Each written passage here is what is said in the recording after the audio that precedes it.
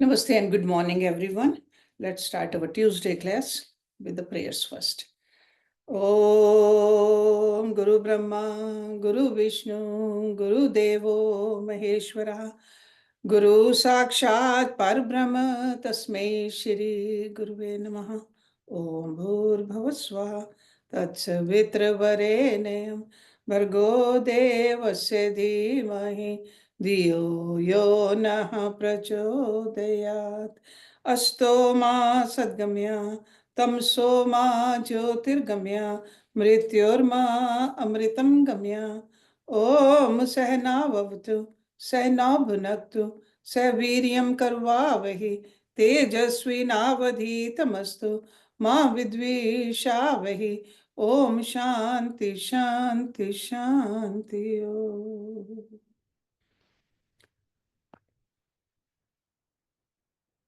Let's open our books, Uddhava Gita. We are on chapter 20 and page number at the bottom of 622.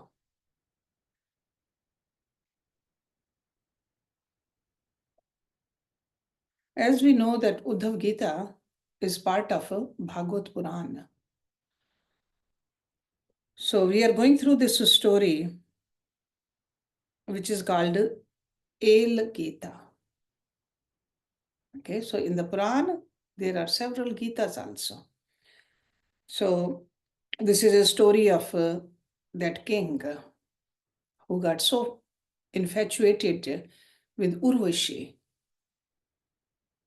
So after several years, then he realized that he has really wasted his life. So when he realizes, that's where we are in this story right now. So verse number 16, that's where we're going to start. Bodhitasyapi devya me sukta vaken durmate manogato mahamoho napyate ajitam atmanah. Because I allowed my intelligence to become stunted. So this is what that king is saying. And because I failed to control my senses, my mind remained bewildered, even though Urvashi personally warned me with her intelligent instructions. So he was not ready to listen, and he was not even using his own intelligence. In the 9th canto of Srimad Bhagavatam, it is seen that Urvashi frankly instructed Pururava that he should never place his faith in a woman. Still, he became attached to her, and as a result, he suffered. The uncontrolled sense enjoyer Pururava could not seriously take the good advice of Urvashi until one realizes that the Supreme Personality of Godhead is the only enjoyer and that all women should be regarded as spiritual masters. One's mentality will not be purified of the contamination of lust. So the same thing we saw in the Ramayana also. Ravan's wife kept advising Ravan, but he did not listen. Verse number 17. Kem etyaha no prakritam rajvaha va sarp chetasaha drashtuhu savrupaha vidoshaho yoham yad ajitendriya.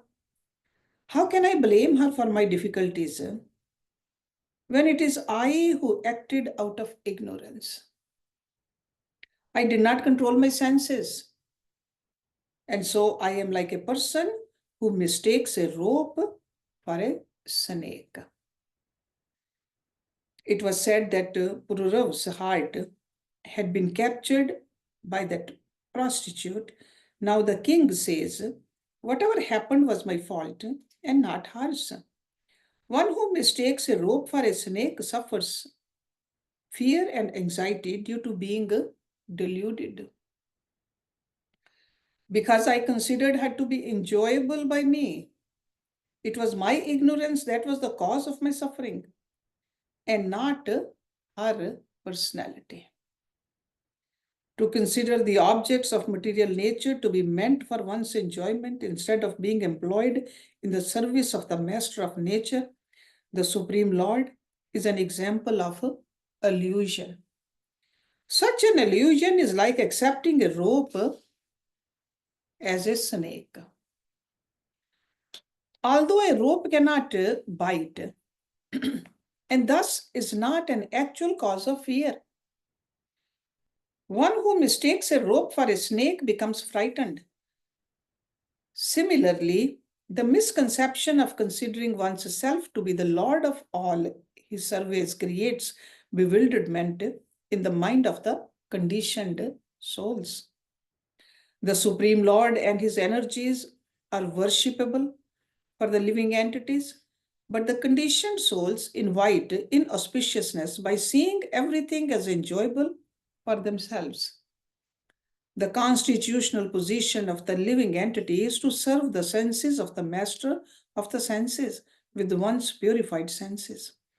One should be cognizant of his fallen position and thus remain humbler than a blade of grass, so that the allurements of temporary enjoyment will no longer hamper his advancement in Krishna consciousness. Next verse, verse number 18. Quayam mali masahakayo durgandhyayadhe atmakoshuchi Kva gunaha somanasyaadhyaha hi adhyaso vidyakrita. What is this material body, which is so contaminated and full of bad odors? I was attracted by a woman's beauty and fragrance without considering that these are simply coverings of an obnoxious body. Thus, I was under the spell of illusion. King Ale thought, the so-called beauty, sweetness, and other attractive qualities possessed by Urvashi were not the cause of my illusion. Such qualities were imagined by me because of ignorance. This material body, which is subject to transformation, cannot be ultimate reality. The sweet aroma, fresh youth, and other attractive qualities are simply illusions created by material nature. Yet I foolishly attributed such characteristics to Urvashi herself. The material body is awarded to one who desires to enjoy independently from the Supreme Lord. And it is stated herein that it is impure and essentially disgusting. When the living entity, by misuse of his minute independence, deviates from his constitutional duty, he is placed in ignorance and becomes afflicted with material miseries. Thus, the mind which is either engaged in sense gratification, distressed due to a lack of it, or in a mood of renunciation as a result of frustration, is certainly overcome by delusion. When one withdraws his senses from their objects, knowing that everything in existence is owned and controlled by the Lord, who is the supreme enjoyer, one comes to the platform of auspiciousness. Next two verses go together, 19 and 20. Pitro kim swamnu bharya swamino gne swagridhyo kim atmana kim suhridam iti yo nav siyate tasmin kalevrehe madhye tuch nishthe vi shajate aho subhadram sunasam susmitam cha mukham istriya. It can never be understood whose property the body is. Does the body belong to the parents who enabled one to take birth? Does the body belong to one's wife who gives it pleasure, or to one's master? Does it belong to the funeral pyre or to the dogs that may one day devour it? Does it belong to the spirit soul who experiences its pleasures and pains, or does it belong to one's friends who provide comfort? Although one can never understand who is the proprietor of the body, one certainly becomes very attached to it. Although the material body is destined to become ashes, worms, or stool, a man gazing at a face of a beautiful woman and thinks, oh, she's very attractive. What a charming nose she has, and just see her beautiful smile. Attachment for material body is simply due to ignorance. This is being stressed in these verses. Does the body belong to the parents who gave birth to it? Does it belong to one's wife who supplies it sense gratification? Does it belong to the husband who enjoys it? After death, the body is burned. Does that mean that it belongs to the fire? If the body is not burnt, it may be thrown to the jackals and vultures. Does the body belong to them? Or does it belong to the soul who is responsible for its pleasant and unpleasant conditions? Does this body belong to one's well-wishers because they encourage it? This material body is temporary, insignificant, and abominable, and ultimately abandoned. Therefore, glorification of the material body is certainly an act of foolishness. So, a lot of details over here for us to ponder upon, because we all get attached to our bodies and bodies of others also. The relationships established between one person and another in this material world are based upon the material body. All such relationships, such as those of parents and children, wife and husband, fire and the burning body, dogs and the jackals and their food, the dead body, as well as one's relationship with well-wishers and enemies, are temporarily manifested. Verse number 21. Twang mansaha rudhir sanayu medho maj astihi sahato vin mutra uyeram tam kriminam kiyad antaram. What difference is there between worms and those who take pleasure in the material body, which is composed of skin, flesh, blood, nerves, pus, bone, marrow, stool, and urine? King Real thought, what is the difference between me and the worm that enjoys the material body, which is composed of obnoxious substances such as stool, urine, and pus? What is the distinction between worms and the human beings who consider the material body, which is a bag of stool, urine, blood, bones, pus, and so forth, as the self and are attached to sense gratification? So he says that between a human being and a worm, there's no difference if we just think that this is who we are, identification with the body. Verse number 22. Athapihi nop sajjet istrishu istreneshu cha arthvit विषयेन्द्रिये संयोगान मना क्षुभ्यति na अन्यथा. After carefully considering the nature of the material body, one who is wise should neither associate with women nor those who are addicted to women. After all, as soon as there is proximity between the senses and their objects, the mind is sure to become agitated. Although the body of a woman is composed of abominable substances, a man becomes attached to it. Therefore, the Supreme Lord is herein recommending that one should not intimately associate with members of the opposite sex. One who is wise, being aware of his real self-interest, should not allow himself to become attached to the body of a woman. Even if one must see women in the course of one's daily activities, he should stay aloof from their intimate association. As soon as the senses come in contact with their objects, the mind becomes agitated. Sense enjoyers are always busy directing their minds to the objects of gratification. When one renders practical devotional service to the Supreme Lord, objects related to the Lord's service will become the subject of one's attention rather than objects meant for one's personal gratification. In this way, by diverting the mind to the service of the Lord, the inclination for material enjoyment or false renunciation will be subdued. Verse number 23. Adrishtat अश्रुताद भावान न भाव उपजायते असंप्रयोजनतः प्राणान शाम्यति स्तिमितम mana.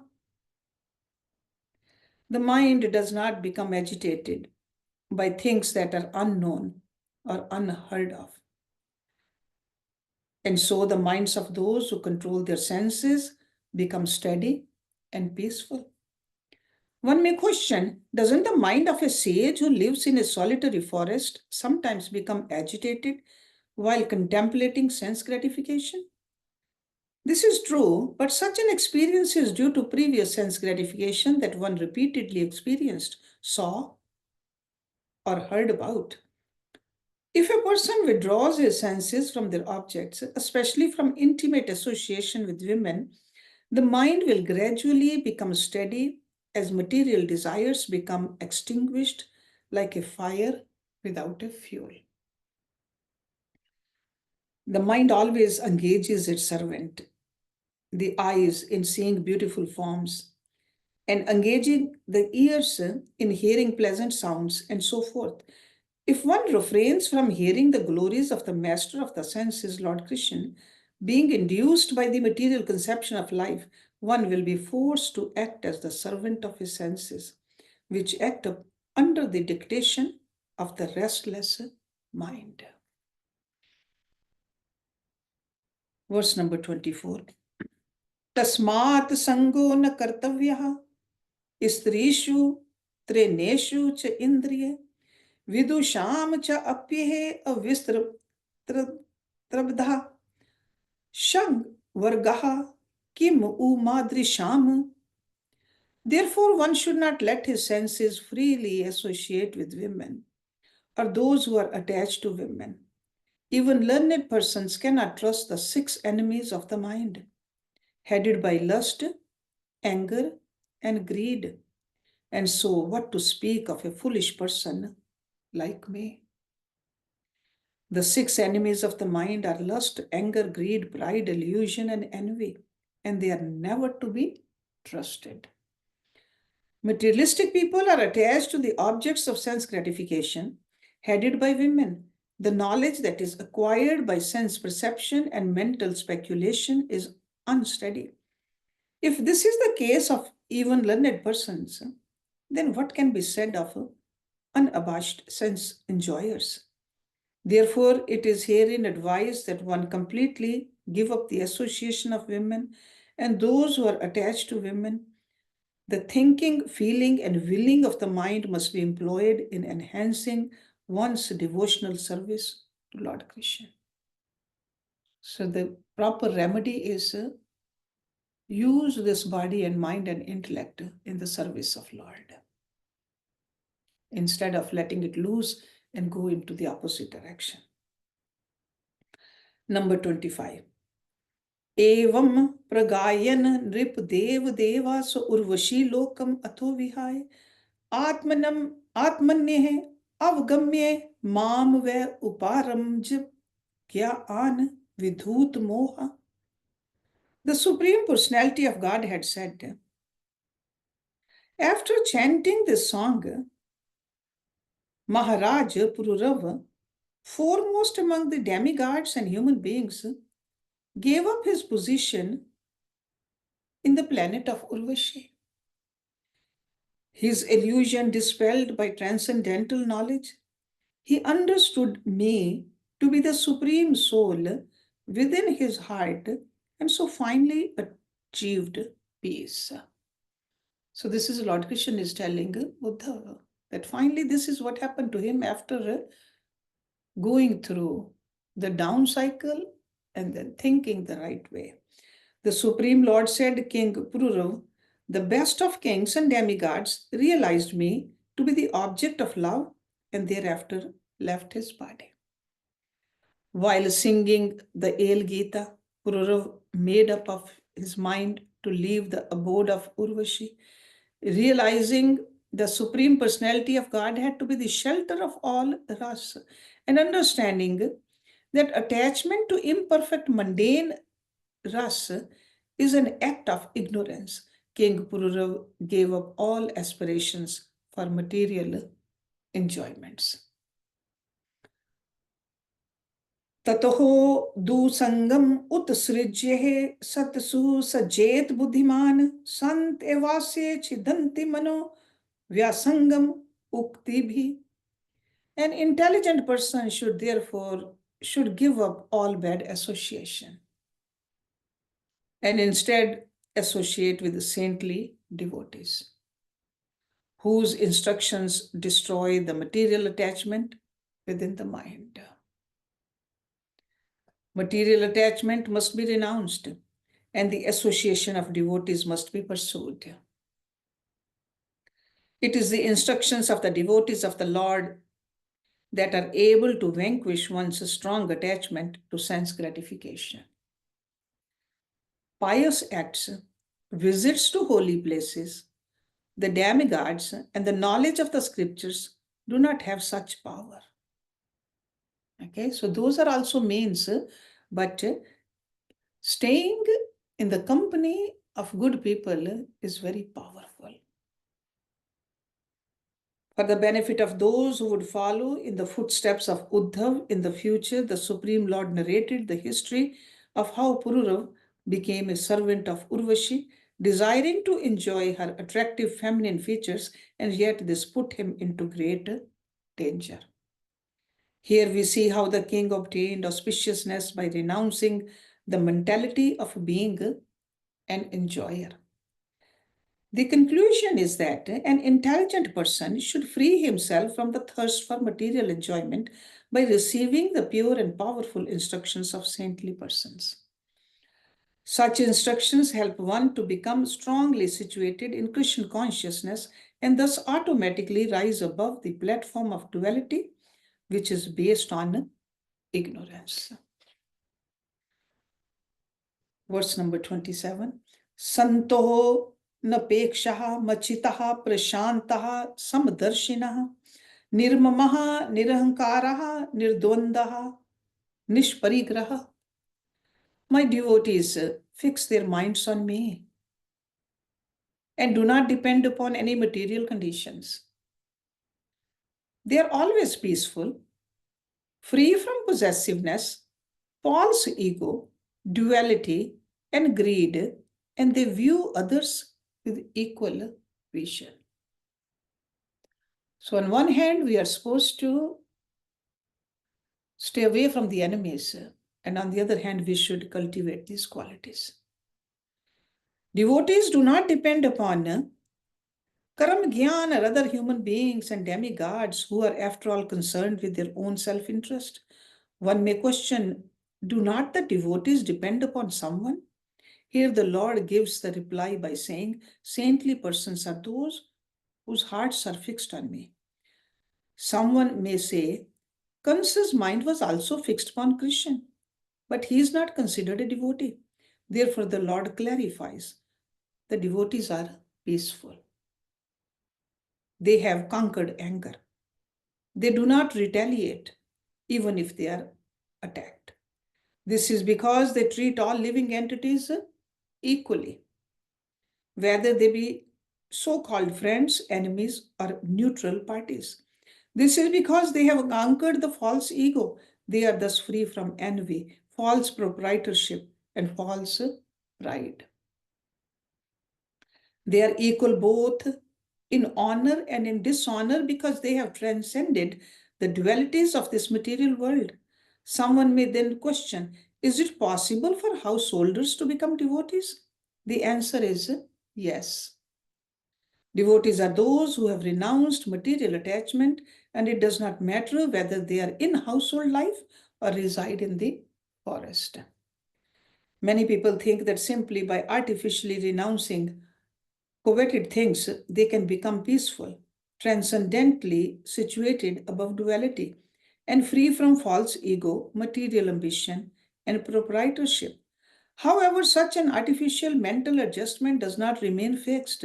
It is only on the strength of one's favorable cultivation of Christian consciousness that qualities such as freedom from envy and possessiveness manifest within the purified heart.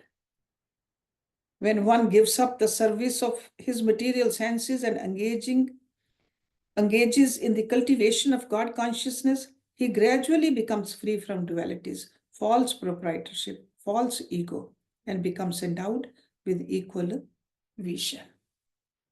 So that's why more and more focus on a loving God. Verse number 28.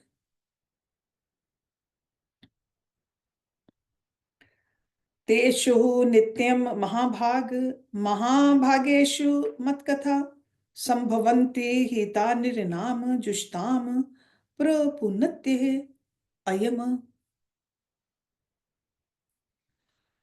O greatly fortunate Uddhava, in the association of saintly devotees, there's constant discussion of me. Those who engage in hearing and chanting my glories are certainly purified of all sins. The instructions of the saintly persons contain nothing but the instructions of the Supreme Personality of Godhead. Verse number 29. Ta ye shrinvanti gayanti hi anumodanti chadrita matpara shraddhyanascha cha bhaktim vindati te mai. Whoever hears, chants, and respectfully takes to heart the discussions of me becomes dedicated to me and thus achieves my devotional service. Generally, material knowledge is gained by hearing. Because the transcendental names, forms, qualities, and pastimes of the Supreme Lord, Shri Krishna, are always discussed by saintly persons, the conditioned souls get an opportunity to hear about them. As a result of this, their propensity for sinful activities can slacken. Simply, by hearing the talks of an exalted personality, one can acquire transcendental knowledge and thereby free himself from the thirst for sense gratification. One who diligently follows the instructions of the devotees becomes situated in his constitutional duty of serving Lord Hari. When a living entity is thus engaged in the devotional service of the Lord, he naturally develops attachment for glorifying the Lord and residing in the abode of the Lord. As a result, he soon manifests divine qualities such as tolerance, detachment, and freedom from envy and false ego. The polluted workings of the mind are checked. One sees things in a new light, and there blossoms the propensity for selfless loving service to the Lord, which ultimately awards one the fruit of love of Godhead. Verse number 30. Bhaktim labadvataha sadhu kim anyat avshishyate mai anant gune brahmanye anand anu bhavat atmani. I am the Supreme Brahma, the reservoir of unlimited transcendental qualities and the embodiment of spiritual bliss. After attaining my devotional service, there is nothing more to be achieved. One may question, after attaining devotional service to the Supreme Lord, is there anything remaining to be achieved? In this verse, the Lord clearly replies, no, there is nothing more to be attained because devotional service awards one the perfection of everything. The impersonalists' conception of liberation entails giving up their individual identity and thus does not award complete satisfaction of the self. The sects that are self-worshipping Mayavadis create by accepting 4 Vedic statements as conclusive evidence without understanding the actual intention of the Vedas are mundane and unauthorized. One should reject such deviant sampradayas and hear the chant the glories of the Lord Hari.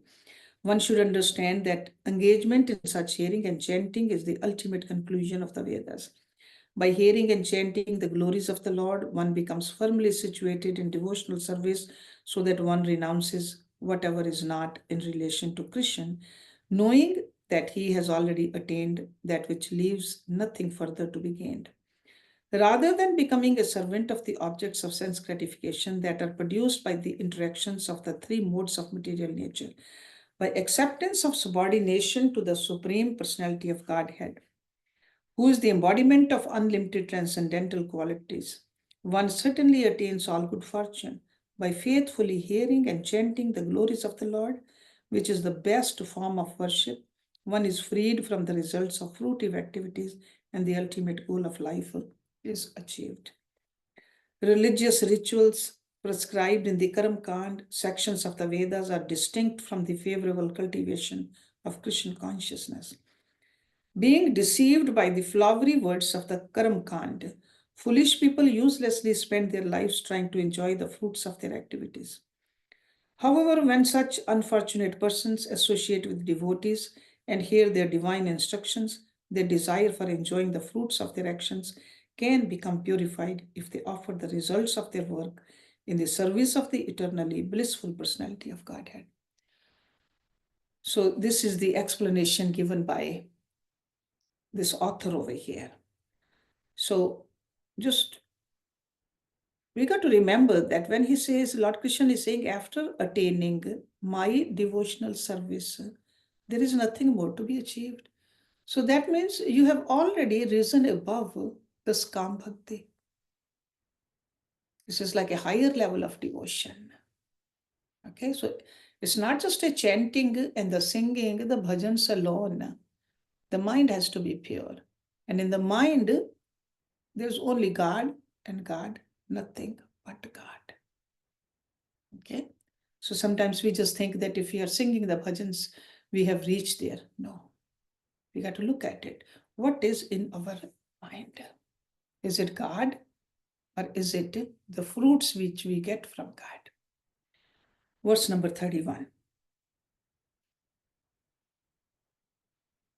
यथो उपश्रेमानस्य भगवन्तं विभावसुम शीतं भयं तमोपयेति साधून् समसेवतस्तथा.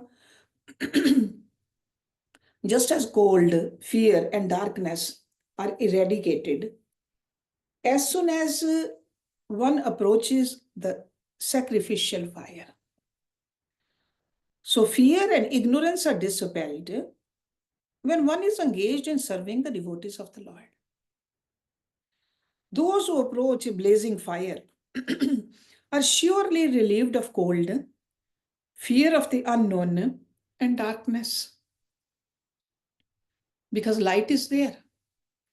Similarly, attachment to fruitive activities, fear of material existence, and obstacles on the path of spiritual life are destroyed when one engages in the service of saintly devotees who aspire to attain the perfection of spiritual life.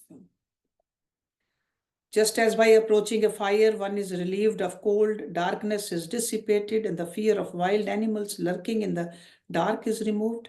Similarly, by taking shelter of the lotus feet of those who are engaged in the favorable cultivation of Krishna consciousness, one becomes relieved of his engagement in fruitive activities and mental speculation. The association of devotees is very powerful, like a blazing fire, and it frees one from all undesirable qualities which are based on enviousness. So that's why we like to be in the company of a saintly person. Okay, it's like a light is there. Sometimes we say the energy is good. So it's like a saintly person's effect on our own mind. Verse number 32. निमज्य हो मज्जताम घोरे भव अबधो परमायनम Santo Brahm Vidashanta nor Didevapasuhu Majjatam. The devotees of the Lord, who are fixed in absolute knowledge, are the only real shelter for those who are repeatedly rising and falling within the fearful ocean of material existence. Such devotees are just like a strong boat that comes to rescue persons who are floundering within the sea. The devotees are the safest shelter for those who are traversing the path of material existence, accepting lower and higher forms of bodies, one after another. That's why analogy of the boat with the guru is given in the scriptures too. It's a boat. The association of devotees, wherein one hears about one's relationship with the Supreme Personality of Godhead, then renders service to the Supreme Lord, gives shelter to the fallen conditioned souls who are drowning in the ocean of material existence, just as a boat rescues persons who are drowning in the sea. The bodily conception of life submerges the conditioned souls deep into the ocean of material existence. Sometimes, by performing pious activities, one is brought to the surface so that he gains momentary relief. But once again, when the fruits of such actions are exhausted, is pushed down within the water once again. Only if the conditioned souls are placed within the boat of the association of devotees can their threefold material miseries become mitigated. Verse number 33. Annam hi prani nam prana ati nam sharanam tva aham dharmoho vitam nrinam prete santoho avarg vibhayato ranam. Just as food grains are the life of all living entities, just as I am the shelter of those who are distressed, just as religion is the wealth of those who are on the verge of death, my devotees are the only shelter for those who are fearful of falling into a miserable condition of life. So devotees, the real devotees can help us also. All living entities subsist on food grains. Without grains, one could not maintain his body in a healthy condition. In the same way, for those who desire to advance in the devotional service of the Lord, saintly devotees are their only support, because without the association of advanced devotees, one cannot attain perfection in devotional service. Just as the Supreme Lord is the ultimate shelter of all kinds of distressed people, pure devotees are the only shelter for those who desire to advance in devotional service.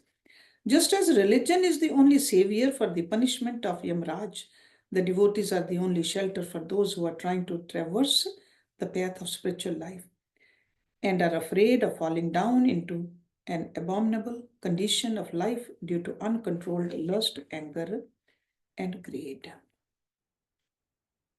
Just as food grains are the shelter for the hungry and a policeman is the refuge for one who is being attacked, saintly devotees who are devoid of envy protect those living entities who are frightened of the fearful conditions of material existence. Verse number 34.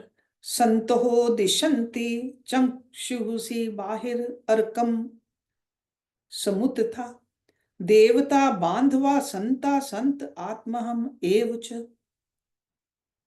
My devotees can award one transcendental vision, whereas the sun only enables the gross eyes to function, and only after rising in the morning, my devotees are one's real worshipable lords and well-wishers.